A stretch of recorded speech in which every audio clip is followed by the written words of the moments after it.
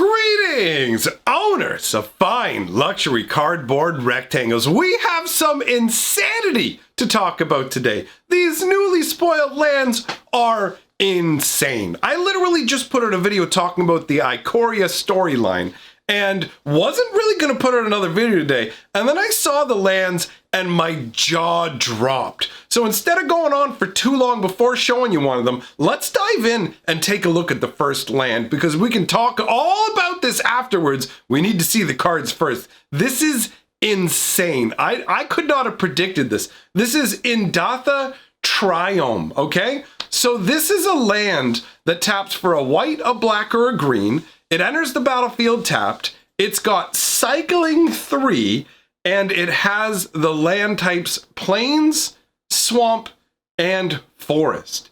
Oh, there are so few cards. There are so few cards that operate. Anyways, you know what? Hold on. I said we're going to focus on the cards first before we talk about all the implications of what it means. But dudes, I'm stoked. This is insane. So the Ikoria Trilands is your plain swamp forest. The flavor text says these lowlands were formed thousands of years ago by the behemoth Inda. Its final footsteps before vanishing into the sea. Tales of the Ozolith. And yeah, I guess apparently the biggest creature that ever existed on all of Ikoria just wandered into the sea one day and never came back. And it's like, what happened to it? Things keep getting bigger and crazier. Where did it go? Is there some kind of interplanar vortex under the sea? What happened? But either way, dude, the flavor of this gigantic beast from thousands of years ago, the size of which has never been seen again, even in this ever-shifting, ever-mutating lands. Like, this is a once-in-an-existence style beast of the entire plane, right? And its gigantic, massive footsteps created this triome. That is amazing. And when you look at the artwork on the first version, because obviously up on the screen you can see there's two versions, we're going to talk about the regular and then the other. They're so beautiful. These lands are fantastic. So you take a look at the artwork and you can see clearly that this is some kind of like islandish looking sort of setup, but it has to be a swamp, right? Because it taps for black and not for blue. But it does have kind of an island vibe. You can see the greenery in the background there. I mean, you can see, and there's like this kind of tree coming up out of the middle of this island. You can see how it's a plain swamp forest. And then you've got a little lizard there kind of basking. There's a gigantic crystal with the moonlight reflecting on it. The water and everything looks fantastic. Noah Bradley is a very talented artist, in all honesty. This is fantastic. Fantastic artwork. And speaking of fantastic artwork, oh my God, the alternate art for this land, these are going to be insane. Guys, I don't normally talk about Magic finance and whatnot, but I'm going to tell you right now, these lands are going to be money. There's no way around that. It's totally going to happen. This artwork is so beautiful. I love it. You've got this purplish, pinkish crystal in the middle, emanating light out. There's this vegetation and growth around it. You've got a tree, but then you've got all these little butterflies that look like they're made up of pure light. This is just so idyllic, man. This would be like taking your lady to smooch point. You know what I'm saying? Get a little bit of kissing going on by the crystals. Oh, it's so beautiful, Larry. Wait, my name's not Larry. Anyhow, let's move on to the next land. We've got Ikoria Trilands. That's 1 green, 1 blue, 1 red are your options because it's a forest, island, mountain. It obviously enters the battlefield tapped like they all do and cycles for 3. The flavor text says, nowhere on Ikoria are monsters more integral to the landscape than Ikoria, where the river itself will stand up and roar. All right, I don't know how I feel about that flavor text. Let's be real. It's the river stands up and roars. Okay, is the river a water elemental? What do you mean? Anyways, the artwork itself is gorgeous. This is beautiful, right? Like you've got these kind of blue gigantic crystals jutting up in the background out behind these forests. It's got kind of a misty feel to it as well. I don't know, man. I like the fact that the trees feel distinct too. Like the triomes, I'm used to like biomes. Anyways, the triomes are very distinct. Now that's the regular artwork, and the alternate artwork, again, does not fail to deliver. Absolutely beautiful. The style of this is fantastic. You've got essentially what looks like mountains made out of the warning crystals, like huge mountains with the trees that look like kind of flat bonsai trees sticking off of the side. And there's this chain of birds that are flying up around the side to give you a sense of perspective, to let you know just how tall this mountain is. And it looks like there's like water running down the sides of the mountains too. They have like little rivers flowing off of them. You can easily see where the green, red, and blue mana comes from this. And again, absolutely stunning artwork. I love it. Moving on, we've got Raugrin Triome. This one is funky. It's got blue, red, and white from your island, mountain, and plains. Enters the battlefield tapped and cycles for 3. Raugrin meets the sea with jaws wide. Its coast spiked with teeth of crystal and granite. I like that because that honestly feels like the opening line to a paragraph in a fantasy epic, where, you know, basically they set sail for Raugrin. Raugrin meets the sea with jaws wide. Its coast spiked with teeth of crystal and granite.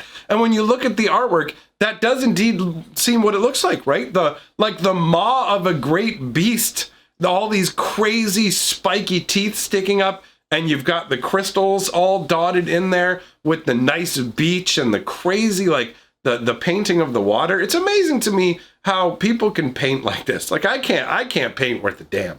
This is a really cool looking card. Dude, I love these lands. I'm in love with these lands. Now, this next one, alternate art, this is the one that I think is the, I don't know, it grips me the least. It's still very, very good. Like, I'm not knocking the quality of it, but for some reason, this one in particular doesn't speak to me the same way. You've got like your little mountain spires with red crystals kind of jammed in the middle. It's definitely a very distinctive look, right? You got the water all running down there into a little lake. The clouds are intense. It's got an anime feel to it, which I suppose in a way maybe all these do. I don't know, like comic book style or something. I'm not sure what the exact concept is behind these alternate arts, but I've got to say, I'm a huge fan. They're all really cool. I think what it is with the Raugrin Triome, the original is really neat. So maybe it's just that's what it is. Let's move on to the next land, the Savai Triome. And this is your mountain plain swamp, giving you your red, white, and black. Same deal as always, obviously, coming into play tapped with cycle in 3. Broad prairies feed the human sanctuary of Draneth and conceal a network of caverns where giant cats make their dens. And yeah, Draneth actually features heavily in the story of Ikoria, which is the video right before this one. So if you haven't heard the story of what happens in Ikoria and you'd like a quick rundown, that video will be waiting for you. So the artwork for the Savai Triome is definitely very distinctive in terms of these crazy sort of like half shelf curving up pointy, I don't know, like monoliths? What would you want to call these? It's like broken cliff sides and things. This is a very weird flat and angular location. And it's interesting how in the back it looks all barren, but up in the front you've got like the little pastoral nature-y kind of setup. Not too shabby. After that, you've got the alternate artwork, which is just this crazy red line of crystals running along what look like clay flats or something like that. It's a very unique looking setup. I think honestly the crystals are what sells it. And is that a person or a beast just kind of up there and up near some of the crystals? I can't really make it out because we don't have high res artwork available for this, right? These just got spoiled. Moving on to talk about the Zagoth Triome. This is the Swamp Forest Island that makes a black, a green, or a blue. Comes into the battlefield tapped, cycling 3. Apparently, I'm just going to finish it out by saying it for every single one. Hunters in the primeval wetlands become fluent in reading the ripples to tell when to pursue and when to flee. All right, I mean, that makes sense. You got hunters that are used to the wetlands who actually learn how, instead of looking at like full-on tracks, because you can't see them, there would be no tracks, right? Take a look at the artwork. Everything is submerged underwater. You've got these giant trees coming up, and there must be a ton of these trees because look at how little light is filtering into it. You got lily pads growing. The water's probably got like a fair bit of like that algae bloom going on as well. So you would probably be at least ankle deep, maybe knee deep in the water here, wandering through this kind of a location.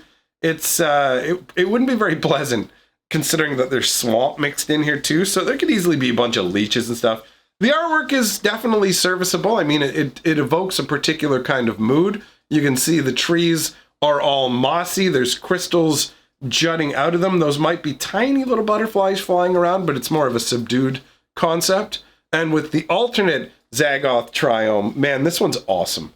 You've just got like, it's got kind of a mushroom feel almost with the side that we're on with the trees, and the way that the crystals are growing out of the side of the tree. It does kind of feel like those flat shelf mushrooms that you see on regular earth trees. And you've got like a waterfall that's running down and pouring over the top of these trees, but the trees are really unaffected by that, I guess because it's the nature of the triome. Looks like there's a little dinosaur beast going up for a drink. I wonder if there's a beast in every artwork and I just didn't like notice it in some of the artworks, right?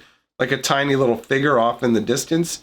Because I only noticed a creature in a couple of the artworks. The birds in the Ikoria Trilands were really obvious. But anyways, these cards, these lands, guys, are incredibly significant. You may look at them and think to yourself, well, didn't they do these kind of lands in the cons block? Well, obviously there's two major differences. One being the cycling, and the other being the fact that they have the basic land types. Now, in Magic, currently, there are only a few lands that have the actual basic land types included on the card. And that makes the cards significantly stronger because you can fetch them up with cards that can fetch those land types. So obviously, a lot of people are familiar with the original fetch lands, right? The ones that from Onslaught and the Zendikar block that you can use to go and grab, and like you can go and get a mountain or a forest. Well, see, this counts, like these all count as 3 different types, which has never been done before. There are no lands in Magic history that have like 3 different land types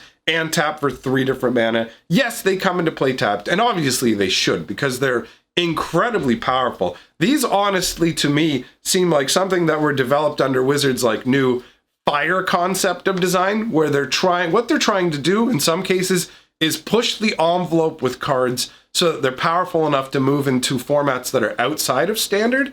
And this honestly looks at a strong push to find slots in places like Commander decks, Modern, Legacy, anything like that. I mean, the format where you have the original dual lands, which are just straight up lands that count as 2 different land types coming to play untapped and are just straight up better than basic lands by like, there's no way to compare them and say dual lands are worse, really, versus, the current land design theory, they don't go too crazy with it. The shock lands only have 2 land types, and everyone knows how good shock lands are as well. So the fact that these have 3 land types is absolutely insane. And if they just had that, this would already be a good land. But they went a step further and said, you know what? Let's make it cycling too. Why not? Let's go crazy and add cycling to the card as well. So if you get it later in the game and you don't want to land, you can cycle it to draw cards. Now, obviously, that's to enable the whole the cycling ability that they're using throughout the set. There's a bunch of cards, so they want cycling enablers, and this is a fantastic way to do it. In all honesty, this is a jaw-dropping land. A lot of time when Wizards makes their new dual lands, I go, oh, ho-hum, this is okay. Like the temples from Theros, the Scry, they're okay. They're not terrible, but they're not very exciting. These lands are genuinely exciting. These are going to go up in value over time, and the collector's versions of these are going to be genuine collector's items. It's pretty much guaranteed. There's no way that this card won't have a high demand over time. And bear in mind as well, my friends, that because of the way these are named, there's less, well, I mean, on top of this, but let's start with the name. Because of the way these are named, it's way, way harder for Wizards to reprint these cards, right? Because Wizards will only reprint cards that fit into whatever world they're doing. So if they name particular places on particular planes of existence, like these triomes do, then you can't just shove them into any set. Like the shock lands have pretty generic names, and thus you could put shock lands. You don't even have to technically have them in Ravnica. Same kind of thing goes for the original fetch lands. But these are particularly named. And when you combine the fact that they're particularly named with the fact that they have cycling, and cycling won't always be an ability that Wizards is including in a particular expansion, the chance of there being a reprint on these anytime soon is very, very low. So that means these are like a high priority acquisition target.